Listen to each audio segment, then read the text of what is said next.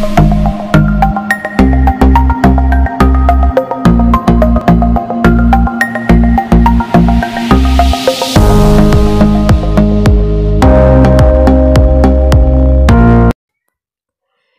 दोस्तों, आज हम पढ़ने वाले हैं प्रेजेंट परफेक्ट कंटिन्यूस टेंस के इंटरोगेटिव सेंटेंस यानी प्रश्नवाचक वाक्य के बारे में। तो चलिए शुरू करते हैं। पहला टाइप है हमारा क्या से शुरू होने वाले हिंदी वाक्य, जैसे क्या मैं सुबह से ये उपन्यास पढ़ रहा हूँ। इस प्रकार के वाक्यों को कैसे बनाते हैं, इसके लिए हमारे पास फॉर्मूला है हैज या have plus subject plus been plus verb में आईएनजी प्लस फिर अदर वर्ड और फिर सिंस या फॉर प्लस टाइम फिर क्वेश्चन मार्क यानी अंत में क्वेश्चन मार्क का प्रयोग करना है। एग्जाम्पल के तौर पर हम देखते हैं कि क्या मैं सुबह से ये उपन्यास पढ़ रहा हूँ। तो इस वाक्य में क्या सबसे पहले आ रहा है, तो ये क्या से शुरू होने वाला हिंदी वाक्य है और जो कि प्रेजेंट परफेक्ट कंटिन्यूस टेंस का वाक्य है। और हमने पहले भी बताया था कि क्या से शुरू होने वाले हिंदी वाक्य अंग्रेजी में हेल्पिंग वर्ब से स्टार्ट होते हैं। तो ये वाक्य भी अंग्रेजी में हेल्पिंग वर्ब से स्टार्ट होगा। तो इस वाक्य में सब्जेक्ट है हमारा मैं के लिए हम आई का प्रयोग करते हैं और आई के साथ हैव का प्रयोग किया जाता है। तो हम सबसे पहले हैव का प्रयोग करेंगे, उसके बाद सब्जेक्ट आई का प्रयोग करेंगे, उसके बाद बीन का प्रयोग करेंगे जैसा कि फॉर्मूले में बताया गया है। तो आई हैव आई बीन यहाँ तक हो गया। उसके बाद हम आईएनजी फॉर्म का प्रयोग करेंगे। तो इस वाक्य में हमारा क्रिया है पढ़ना। पढ़ना के लिए हम रीड का प्रयोग करते हैं और रीड की आईएनजी फॉर्म होती है रीडिंग। तो हम हैव आई बीन के बाद रीडिंग का प्रयोग करेंगे। उसके बाद हम यह उपन्यास के लिए दिस नॉवल का प्रयोग करेंगे। उसके बाद हमारा बचा हुआ है सुबह से। सुबह से के लिए हम सिंस मॉर्निंग का प्रयोग करेंगे, क्योंकि हमें पता है मॉर्निंग के लिए हम सिंस का प्रयोग करते हैं, न कि फॉर का। दूसरा टाइप है हमारा WH क्वेश्चन वर्ड वाला, यानी कि बीच में अगर वाक्य के क्या क्यों कैसे आ जाएं और वो प्रेजेंट परफेक्ट कंटिन्यूस टेंस का वाक्य है तो हम उसको कैसे बनाते हैं। तो उसके लिए फॉर्मूला है हमारे पास WH question word plus has या have plus subject plus been plus verb में ING plus since for plus time plus question mark. ये फॉर्मूला बिल्कुल ऊपर वाले के जैसा है, केवल इसमें जो हिंदी वाक्य में बीच में आ रहा है कोई क्वेश्चन वर्ड, उसकी स्पेलिंग सबसे पहले लिखनी है, बस यही काम करना है।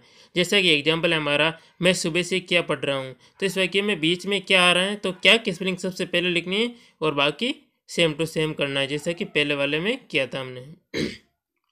तो मैं सुबह से क्या पढ़ रहा हूँ इसकी अंग्रेजी बनाते हैं। तो सबसे पहले हम क्या की स्पेलिंग लिखेंगे वाट। उसके बाद हम हेल्पिंग वर्ब का प्रयोग करेंगे।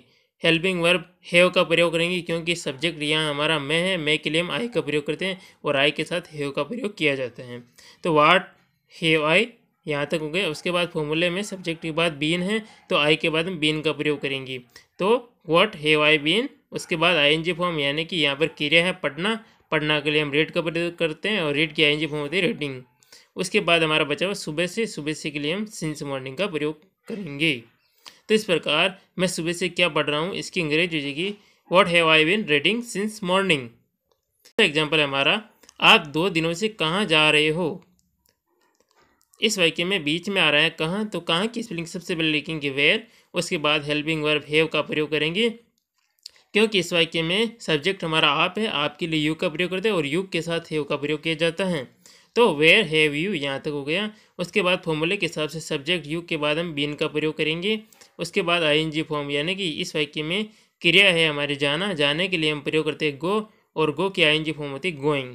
उसके बाद हमारा वाक्य में बचा हुआ है 2 दिनों से। तो 2 दिनों से इसके लिए हम प्रयोग करेंगे फॉर 2 डेज, क्योंकि हमें पता है कि अनिश्चित समय के लिए हम फॉर का प्रयोग करते हैं। यहाँ 2 डेज यानी 2 दिन है वो अनिश्चित है, क्योंकि 2 दिन कौन से भी हो सकते हैं, सोमवार या मंगलवार बुधवार, इसलिए अनिश्चित समय के लिए हम फॉर का प्रयोग करते हैं, ये ध्यान रखें। तो आप 2 दिनों से कहाँ जा रहे हो इसकी अंग्रेजी हो जाएगी where have you been going for 2 days. अगला है हमारा इंटरोगेटिव नेगेटिव सेंटेंस यानी प्रश्नवाचक नकारात्मक वाक्य, जैसे क्या वह सोमवार से मुझे नहीं पढ़ा रहा है, क्या सीता 2 दिनों से स्कूल नहीं जा रही है। ये प्रश्नवाचक नकारात्मक वाक्य हैं। इनको ऊपर दिए फॉर्मूले से बनाएंगे। तो चलिए शुरू करते हैं हम। पहला ये हमारा क्या वह सोमवार से मुझे नहीं पढ़ा रहा है, इसकी अंग्रेजी बनाएंगे हम देखिए फॉर्मूले से। तो सबसे पहले हम हेल्पिंग वर्ब का प्रयोग करेंगे, क्योंकि हमें पता है कि क्या से शुरू होने वाले हिंदी वाक्य अंग्रेजी में हेल्पिंग वर्ब से स्टार्ट होते हैं। तो हेल्पिंग वर्ब हैज का प्रयोग करेंगे सबसे पहले, क्योंकि हमारा इस वाक्य में सब्जेक्ट वह हैं और वह के लिए हम ही का प्रयोग करते हैं। तो हैज ही यहाँ तक हो गया। उसके बाद हम नोट का प्रयोग करेंगे, जैसा कि फॉर्मूले में बताया गया है। नोट को तीसरे स्थान पर प्रयोग करना है, तो हमने नोट को तीसरे स्थान पर रख दिया। उसके बाद हम बीन का प्रयोग करेंगे, जैसा कि फॉर्मूले में बताया गया है। उसके बाद आईएनजी फॉर्म का प्रयोग करेंगे। तो इस वाक्य में हमारा क्रिया है पढ़ाना। पढ़ाने के लिए हम टीच का प्रयोग करते हैं, TEACH, और टीच की आईएनजी फॉर्म होती है TEACHING, टीचिंग। तो यहाँ तक हो गए has he not been teaching. उसके बाद हम मुझे के लिए मी का प्रयोग करेंगे, ME, मी। और उसके बाद वाक्य में बचा हुआ है हमारा सोमवार से इसके लिए हम प्रयोग करेंगे सिंस मंडे। ध्यान रहे दिनों के नाम जैसे संडे, मंडे, ट्यूसडे, इनके साथ सिंस का प्रयोग करते हैं, न कि फॉर का।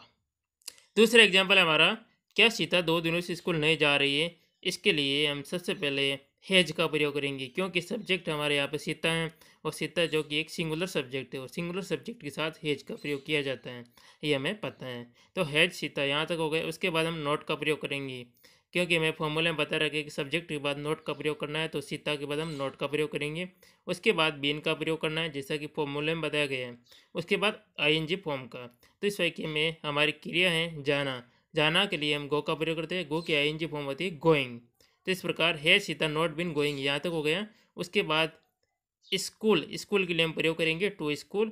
फिर हमारा बचा हुआ वाक्य में 2 दिनों से, तो 2 दिनों के लिए हम फॉर 2 डेज का प्रयोग करेंगे, क्योंकि यहाँ पर 2 डेज है वो अनिश्चित है। अनिश्चित के लिए हम फॉर का प्रयोग करते हैं, यानी अनिश्चित समय के लिए हम फॉर का प्रयोग करते हैं।